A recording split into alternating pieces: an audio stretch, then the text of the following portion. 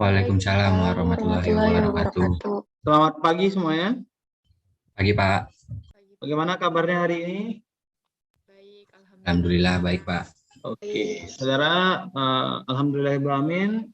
Innalhamdulillah nahmaduhu wa nasta'inuhu wa nastaghfiruh wa na'udzu billahi min shururi anfusina wa min sayyiati a'malina may yahdihillahu fala mudilla lahu wa may yudlilhu fala hadiyalah. Asyhadu an la ilaha illallah wa asyhadu anna Muhammadan abduhu wa rasuluh sallallahu alaihi wasallam la nabiyya ba'da amma ba'du. Puji syukur kita turut kepada Allah pada pagi hari ini. Alhamdulillah Allah beri nikmat iman, nikmat ihsan, nikmat kesempatan kesehatan kepada kita bersama, sehingga kita bisa hadir dan mengikuti perkuliahan pada pagi hari ini sebagaimana biasa. Kemudian salam dan salam kita terjunjung kepada Allah agar senantiasa disampaikan, dicurahkan kepada Nabi besar kita, yakni Nabi Muhammad Sallallahu Alaihi Wasallam. Allahumma shalli ala Muhammad wa ala ali Muhammad. Yang mana sampai hari ini kita masih merasakan nikmatnya perjuangan Rasulullah, yaitunya belajar atau menuntut ilmu. Oke saudara, pada pagi hari ini kita akan membahas sesuai dengan tema yang kita bahas minggu lalu tentang pernikahan dini. Bahwa kita telah mempelajari secara teoritis tentang apa itu pernikahan dini dan bagaimana pernikahan dini tersebut. Nah, di dalam silabus itu salah satunya kita harus berbicara tentang case-nya. Kita akan menggali tentang kasus pernikahan dini di Indonesia berdasarkan temuan-temuan peneliti atau researcher di Indonesia ini. Kemudian nanti kita akan coba analisis berdasarkan keilmuan kita. Oke, untuk presensi hari ini semuanya hadir.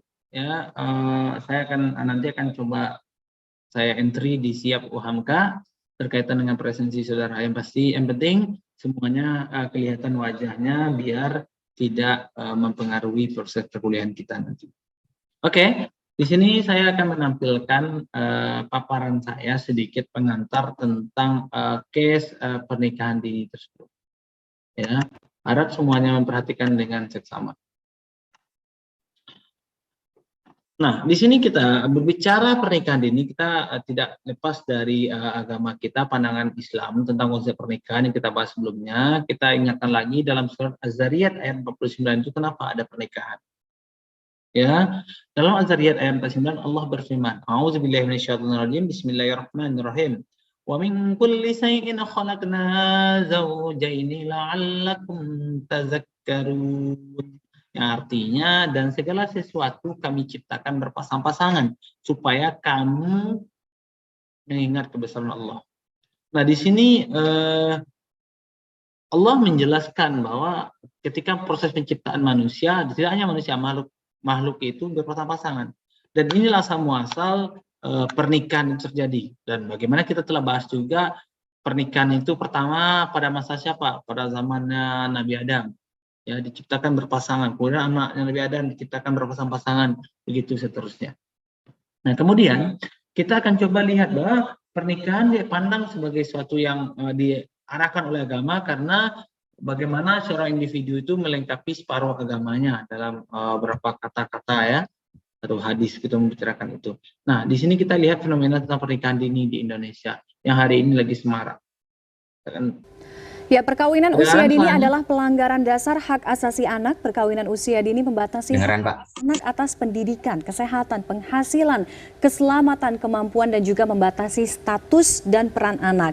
Dari sisi kesehatan sendiri, perkawinan usia dini ini bisa berdampak sangat buruk karena anak belum memiliki kesiapan organ tubuh untuk mengandung dan juga melahirkan. Jadi kalau misalnya kita lihat bahwa tidak hanya secara fisik, tapi juga secara mental. Jadi mental ini bisa berdampak tingginya kasus atau angka perceraian, kemudian bahkan KDRT. Kalau untuk fisik sendiri tidak hanya untuk ibu ya, ini membahayakan, tapi juga untuk anak. Salah satunya anak bahkan bisa lahir prematur atau berat badan lahir itu rendah.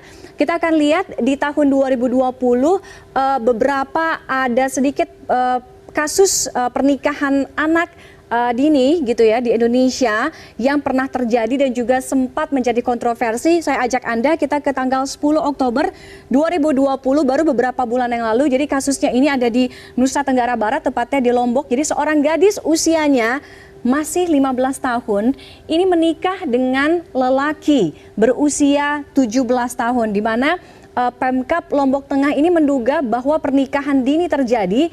Kenapa? Karena kurang perhatian dari orang tua. Jadi orang tua juga harus terus mengawasi anaknya, apalagi kalau di usia-usia ABG itu kan ya, usia-usia yang labil, mungkin kasmaran dan sebagainya. Jadi harus terus mengawasi perkembangan anak.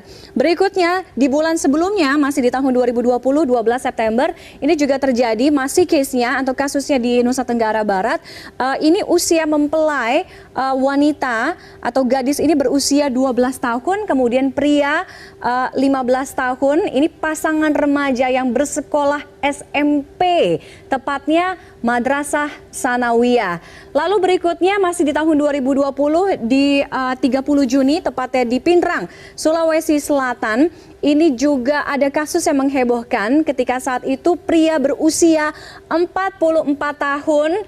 Jadi ini umurnya hampir 4 kali lipat dari usia mempelai wanita yang berusia 12 tahun. Meskipun sempat ditolak 2 kali oleh keluarga perempuan, jadi lamaran si pria yang umurnya 44 tahun ini akhirnya pun diterima dengan mahar 20 juta rupiah. Jadi kalau misalnya kita lihat case-case pernikahan dini itu yang menyebabkan beberapa di antaranya karena faktor budaya dan juga sosioekonomi ya. Lalu berikutnya di tahun 2018 di bulan Maret, 8 Maret, ini juga terjadi kasus pernikahan dini 2 bocah berusia 12 tahun yang masih duduk di kelas 6 SD. Jadi usianya sama-sama 12 tahun. Meskipun diimbau untuk tidak menikahkan anak karena masih di bawah umur, orang tua mereka tetap kekeh menikahkan anaknya di hari yang sudah ditentukan. Lalu di Bantaeng, Sulawesi Selatan di 1 Maret 2018, jadi pasangan berusia 15 dan juga 14 tahun, dua-duanya mengajukan permohonan untuk menikah ke KUA setempat, namun sempat ditolak, katanya karena dinilai memang belum cukup umur pastinya. Nah, pasangan ini menggelar acara resepsi pernikahan pada 1 Maret 2018. Alasan pernikahan ini cukup unik nih. Kenapa? Karena sang perempuan atau mempelai wanita ini katanya takut tidur sendirian. Jadi ibunya sudah meninggal dunia, kemudian ayahnya sering berada atau bekerja di luar daerah sehingga dia mengharuskan dia itu tinggal sendirian. Jadi takut tidur sendirian, makanya pengen nikah cepat-cepat. Lalu berikutnya kita lihat di Lombok, Nusa Tenggara Barat, ada seorang siswa SMK juga berusia 18 tahun ini menikah bukan dengan satu wanita, bukan dengan satu gadis, tapi 2 gadis sekaligus ya, dua-duanya ABG, usianya 16 tahun. Jadi pernikahan yang pertama itu digelar pada 15 September, kemudian akad nikah berikutnya dengan gadis yang kedua ini dilaksanakan pada 11 Oktober. Jadi hanya selang kurang lebih 1 bulan. Nah, kedua remaja ABG ini yang dinikahi oleh pria ini ya, ini itulah case tentang pernikahan dini. Nah, sekarang berdasarkan case tersebut, sekarang saudara silakan didiskusikan dalam kelompok saudara nanti. Akan saya bentuk kelompok jadi 4 kelompok. Bagaimana pandangan Anda tentang terhadap fenomena ini? Ya, ditinjau dari psikologinya anak atau pasangan, secara agama, sosial budaya, dan secara BK pastinya. Kemudian dampak dari pernikahan itu apa? Dan juga bagaimana peran Anda sebagai seorang konselor nantinya untuk menghadapi case-case seperti ini? Apa bentuk layanan yang bisa saudara berikan? Nah, untuk itu saya berharap saudara bisa mendiskusikannya dalam kelompok yang nantinya kita akan saling bertukar pikiran setelah hasil diskusi itu saudara dapatkan. Oke, silakan saya akan masukkan saudara ke kelompok masing-masing. Harap segera masuk kelompok dan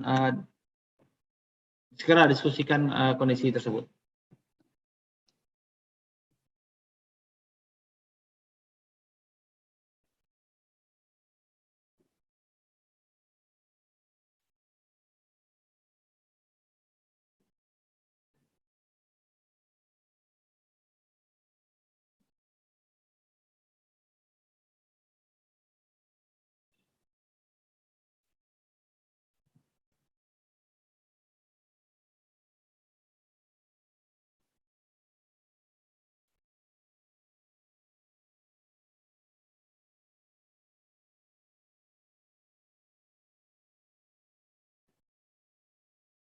Oke, demikian untuk mahasiswa lagi mendiskusikan tentang case yang terjadi tadi, dan kita akan menunggu mahasiswa untuk progres selanjutnya, karena nanti setelah hasil diskusi itu juga kita akan meminta mahasiswa di Silabus untuk mewawancarai petugas KUA atau pasangan-pasangan yang melakukan nikah serta orang tua yang memberikan izin untuk anak-anak melakukan pernikahan.